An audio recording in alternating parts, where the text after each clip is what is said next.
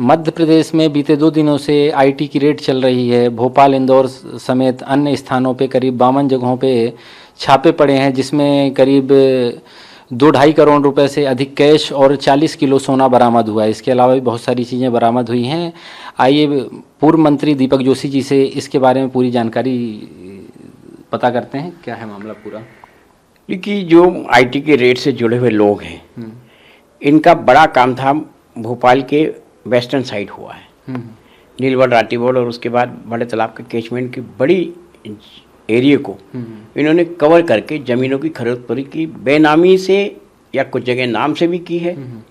और उसके लेकर हमने मध्य प्रदेश सरकार से लेकर भारत सरकार तक चिट्ठियाँ लिखी थी। माननीय प्रधानमंत्री कार्यालय को भी हमने लिखा था कि इसमें ज़मीनों की बड़ी खरीद फरोख्त हुई, क्योंकि आज भी गाइडलाइन जो कलेक्टर की सबसे कम वहीं की है, सिर्फ इसलिए कि हम कम पैसों में ज़मीन खरीदें और बाद में भविष्य में उसको 4 गुना, 8 गुना, 10 गुना में बचे होंगे। माननीय प्रधानमंत्री कार्यालय से एक पत्र पीडब्ल्यूडी को आया, जिसमें कहा गया कि मेरा मेंशन है कि दीपक जोशी जी की शिकायत पर ज़मीनों की खरीद फरोख्त का मामला है, इसकी बिंदुवार जांच की जाए। क्योंकि ज़मीन खरीद फरोख्त में बड़ा जो रोल था वो इस वेस्टर्न बाईपास के कंसल्टेंट मालवीय जी का था, लक्ष्मी LM मालवीय जो हैं, जो बाद में बहुत करप्ट और उसमें पकड़े भी गए।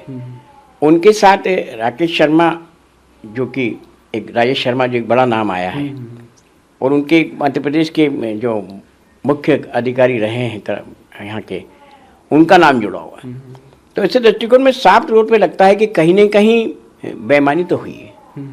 हमारा तो सिर्फ ये कहना था कि हम बड़े तालाब, जो कि राजा भोज ने बनाया था, और बड़ा तालाब यहाँ से लेकर ठेठ भोजपुर मंदिर तक था, मंडी द्वीप वाकई में द्वीप था। आज इतना बड़ा तालाब हम खो चुके, उस पर आधे से ज़्यादा भोपाल शहर बचा हुआ है। क्या भोपाल को हम राजा भोज की वो विरासत, जिसे हम दुनिया के अच्छे तालाबों में मानते हैं, वो तालाब भी हम ख़त्म कर दें? सिर्फ इस बात को लेकर हम गए थे। लेकिन मुझे लगता है कि भारत के प्रधानमंत्री का जो सचिवालय है बहुत मुस्तैदी से इस चीज़ को लेकर काम कर रहा है, और उसी का परिणाम आज आप देख रहे हो कि बड़े छापे पड़े हैं। और छापे पड़ने के साथ मुझे लगता है कि वेस्टर्न बाईपास की जो लड़ाई हमने लड़ी थी, उसकी प्रारंभिक विजय जनता के पक्ष में होती दिख रही है। जैसे वेस्टर्न बाईपास है, तो वो किस प्रकार से मतलब बड़े तालाब और शहर के अन्य जलाशयों को मतलब अपनी चपेट में लेगा? ये जो बाईपास आ रहा था, तो ये मंडी द्वीप से फंदा कला 42 किलोमीटर, 3000 करोड़ रुपये की लागत। जब ये तालाब उस साइड झागरिया पे तक आया, तो झागरिया तक तो ठीक है, हालांकि उसमें भी वन क्षेत्र बड़ी उसमें जा रहा है। हमारे बाग का जो मूवमेंट है शेर का, वो भी इस क्षेत्र में आ रहा है। तो वो तो खैर छूटेगा ही छूटेगा, जंगल भी खत्म होंगे। लेकिन ये इतनी बड़ी विरासत, 1100 साल पुरानी विरासत, जिसको आज की दुनिया तारीख में कोई नहीं बना सकता दुनिया का, वो विरासत को इसलिए क्योंकि जब ये झागरिया से फंदा कला जाएगा, तो कोलांस नदी और उल्हावन नदी इसी से होके गुजरती है, और इसी के पानी से तालाब भरता है। लेकिन कौन से और बड़े नाम हैं जो सामने आ सकते हैं? नाम तो कहीं ना कहीं आ रहे, लेकिन आज तो एक नई चीज भोपाल में देखने को मिली कि 56 किलो सोना और 10,000 करोड़ रुपया। बोले आईटी के इतिहास की सबसे बड़ी रेड। मैं तो दावे से कह सकता हूं कि इस एरिया के जितने राजनेताओं के, अधिकारियों के मकान है, अगर भारत सरकार एक दिन की रेट डालकर निकाले, तो भारत का सबसे बड़ा स्वर्ण भंडार यहाँ से निकल जाएगा।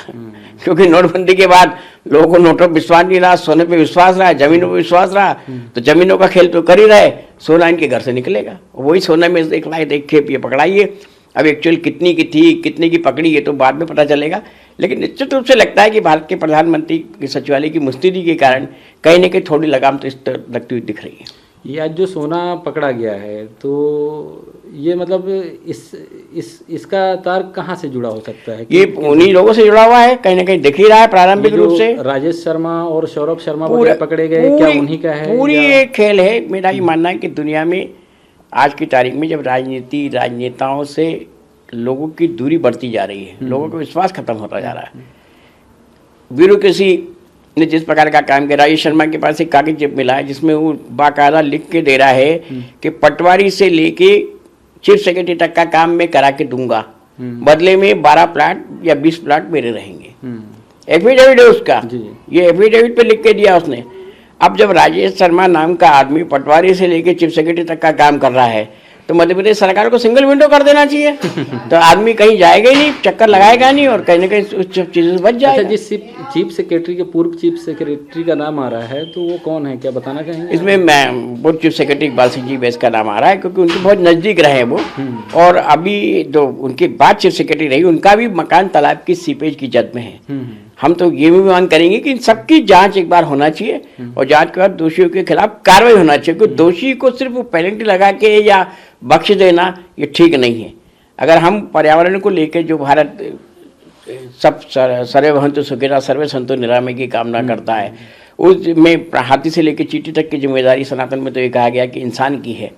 तो हम इन चीज़ों को कहाँ छोड़ देंगे, कैसे कर देंगे? बिल्कुल, जिस प्रकार से आप बता रहे हैं कि मतलब ये अधिकारियों और दलालों का गठजोड़ है, तो इसमें कहीं ना कहीं नेताओं को अभी संरक्षण है। नहीं, मैं कह रहा हूँ दलालों का नहीं, इसमें तो सबसे पहले नेता, क्योंकि जिम्मेदारी उनकी है लोकतंत्र में जनता के प्रति। ब्यूरोक्रेट्स, यहाँ तक तो मैं कह सकता चौथा स्तंभ हमारा प्रेस है। प्रेस से जुड़े हुए कुछ लोग भी इसमें इर्द गिर्द कहीं ना कहीं दिखते हैं। तो इतनी मेरा कहना है कि इस चीज़ को रोकने के लिए सबको अच्छे से काम करना चाहिए और व्यवहारिकता के रूप में इस प्रकार की चीज़ को नकारने के लिए जितनी तेज आवाज़ उठा सकते उठाना चाहिए। क्योंकि प्रधानमंत्री कार्यालय ने अपनी मुस्तैदी दिखा दी, अब जनता को अपनी मुस्तैदी दिखाना चाहिए।